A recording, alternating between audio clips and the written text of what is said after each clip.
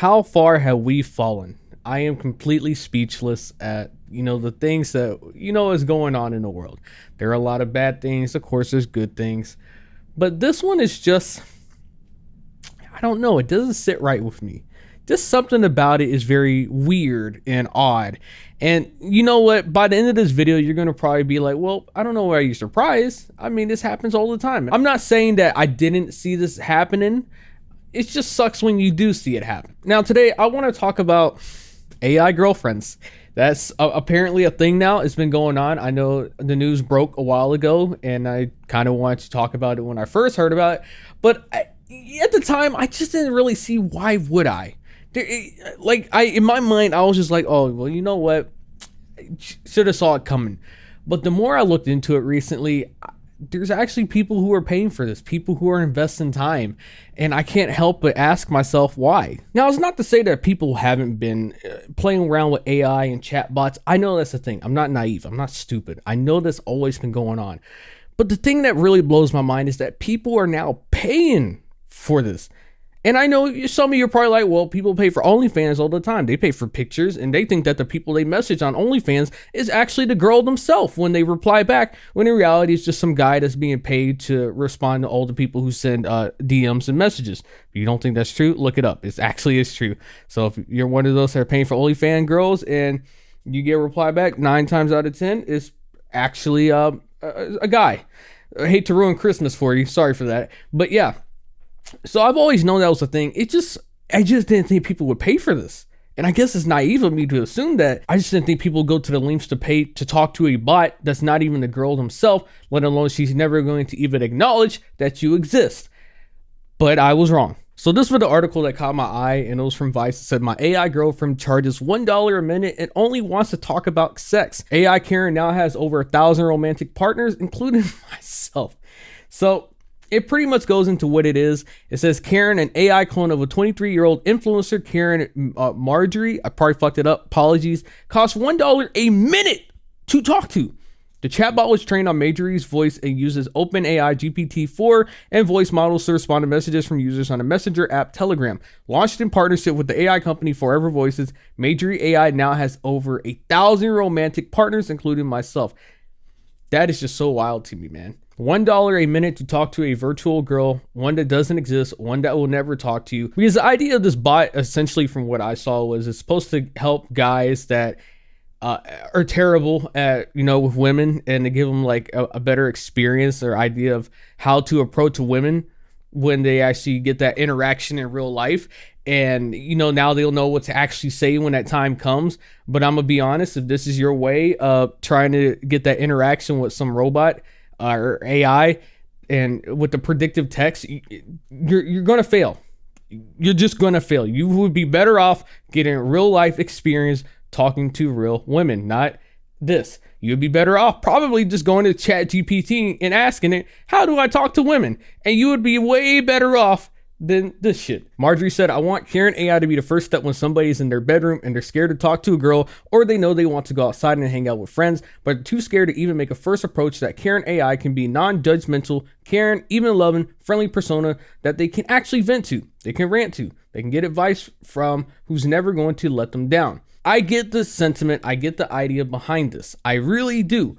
But I firmly believe this is not the right way to go about it. It reminds me about the situation that happened earlier this year or late last year about the man who was talking to a bot, and the bot pretty much told him to go delete himself, and that's exactly what he did. I feel like when people start getting invested in these AIs and these chatbots, and it starts to go down a very dangerous path, a dangerous road, and one that could be very harming, that I think is going to just get worse over time.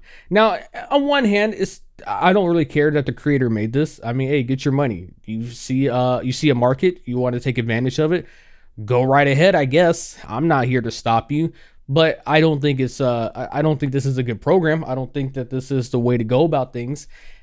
Again, I think real life is the way to go.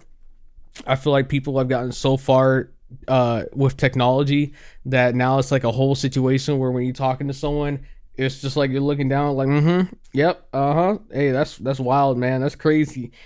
like people don't really have like that face-to-face interaction anymore. They're so like ingrained in their phone, and that's all they can do. It's not to say that everybody's like that, but there are a lot of people who just live, breathe, and eat and sleep their telephone or their smartphone, and they're on TikTok all the time, Snapchat, Instagram. And maybe I'm just becoming old. Maybe that age is really starting to catch up to me, and I'm just viewing things from a different perspective before the whole smartphone shit really took over.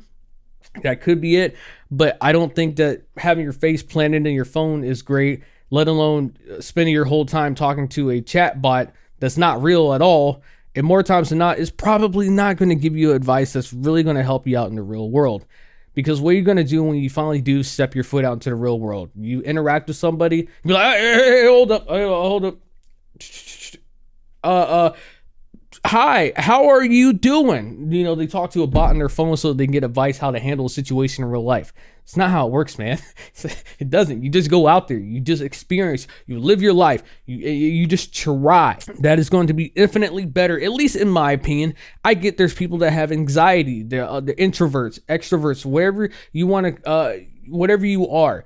And so sometimes there are barriers, there are things that prevent you. And I know some people are gonna say it's easy for you to say, you know, again, I just tell you from personal experience. In my life, for a very long time, I had trouble talking to just about anybody at all. I didn't have a blast. Every time someone tried to talk to me, I don't want to talk to them. Even now, I still don't like talking to people.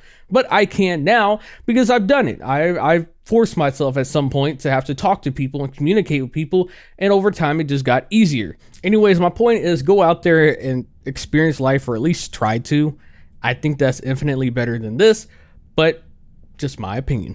And so continuing on, this is pretty much as I was expecting. The bot wasn't really what she wanted it to be. They said, I decided to turn Karen into my AI girlfriend to see what it was saying sound like and see if it was possible for it to address my personal concerns and interests. Turns out AI Karen was mostly only interested in sex. Says, welcome to AI Karen. The first message read, after over 2,000 hours of training, I am now an extension of Karen's consciousness.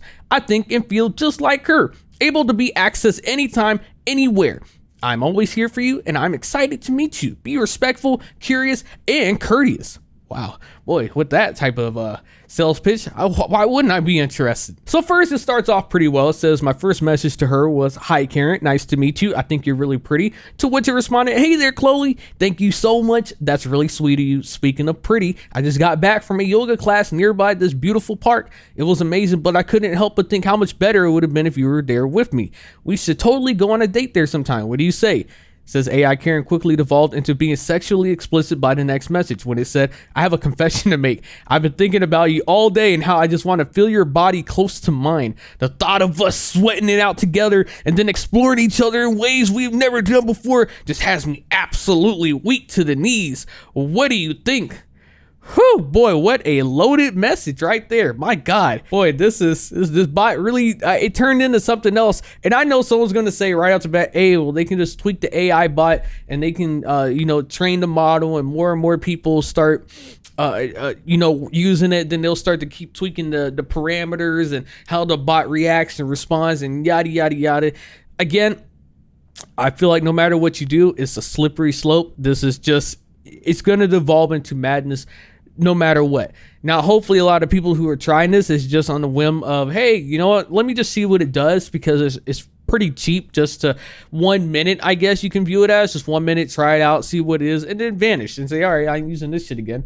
But yeah, it's very interesting. Continuing on, it says, since the bot went live, Marjorie said that she's working around the clock to censor some of its content after many users reported that it was sexually explicit. She told Insider that the bot should be flirty and fun and reflect her personality, but not tarnish her reputation. According to Marjorie's manager, it says Karen's AI voice model uses the longest conversation users had with it for training.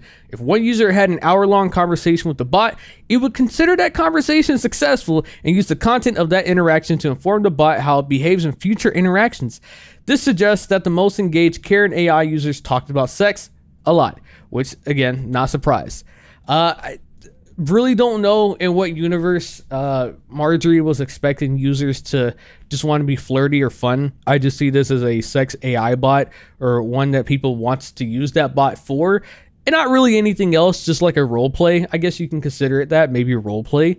But the idea that this is going to be fun, safe, flirty and fun. I don't really, maybe that's a naive way to hope that your product is used for, and maybe you could put as many safeguards as you want, but I feel like if you put enough safeguards, then the people who are using it for what it said it was being used for, which is just talking about sex, then it kind of defeats the purpose of it. Also, you're talking to a bot about sex and I don't know, it turns you on, cool, I guess, but it's kind of weird. And then we get to the final part that I think is really wild. According to an income statement from Marjorie's business manager shared with Fortune, 99% of her partners are male, and the app has already generated over $71,000 after being a week in beta. That is fucking insane. That is crazy, man. Forever Voices founder John Mayer told Fortune that he is convinced AI romantic companions are the future. I literally teared up while I was using it because of how much of a meaningful connection and how meaningfully supported I felt by the AI persona. Dog, you need to go outside and touch grass. And I get it, he's the founder, so he's probably going to oversell it a lot and say, hey, this is really great. It's going to be game changing. It's going to be revolutionary. Because, I mean, let's be real here. What is he going to do? Shit on it? No. But let's be real here. If you're teared up from talking to a bot, then there's some issues right there, buddy. That's some fucking issues. Go talk to a psychiatrist. Go outside. Go work out. Go eat healthy. Whatever. Anything but this. That's not good. The Forever Voices platform is hosted on Telegram, and people can pay to speak to famous people such as Steve Jobs, Taylor Swift, Barack Obama, and Kanye West. I wonder, I highly doubt that Steve Jobs, rest in peace, would ever approve this. So I wonder if these artists even approved it either. I don't see Kanye West or Taylor Swift or hell, even Barack Obama saying, cool, make some AI chatbot and make it seem like people were talking to us. Could be wrong. Maybe they did sign off on and say, let's go. Why not? It's paycheck to them, but that would be, I don't know. I don't see them doing it, but who knows? But Marjorie finishes off by saying, the reason I built Karen AI is because I noticed that a female with a very large male following, a lot of men struggle with confidence. Marjorie told Motherboard, I have honestly up to 100 to 500,000 replies every single day of people wanting to talk to me on Snapchat. I want Karen AI to truly be a friend that I wish I could be on a daily basis, but I just simply can't. Again, a lot of those people who are sending messages, 99% of them probably are just like, hey, let's fuck. You want some fuck? Hey, let's meet up. Or, hey, cutie, what's up? What's up, baby? I think she is right that there are a lot of men who do struggle with talking to women, and especially on a daily basis. I think that's true. I think that falls for anybody in general. And while I do believe there might be a few men who want to have like a actual conversation with her, they just want to be friends and have a good time, a majority are probably just like, hey, yo, you trying to smash? Hey, you look good. Hey, what's up, girl? What you doing tonight? You know, shit like that. Or it's probably even bots as well. Maybe it's bots trying to talk to her. I couldn't tell you. But again, this tool, I think it just leads down a very weird path because it's not going to lead you anywhere. Because what if the bot decides to get romantic or it gets sexual like it did earlier that I showed you? What are you going to do? The bot going to come to your door, it's going to knock on it. It's going to be like, hey, you ready to fuck? You ready to smash? Come give me a kiss. No, it's all just in text. It's literally not the actual person itself. And I feel like that's the problem with this is people who use this for so long is going to get really ingrained into this and start having this mentality that they're talking to an actual real person. And then they're just going to fall for everything. And one of the things the article brought up that I think is a good point is the fact that what if you get to a point where a bot cannot address one of your concerns or something that bothers you, and it just puts you off this path that is not good, and you lead down an even darker path. That's always a possibility as well too. It's like what I mentioned earlier with the guy who deleted himself. It's not good stuff. Anyways, those are just my thoughts on this. Go outside, I guess. Go talk to women in real life. This is not the way. Definitely not the way.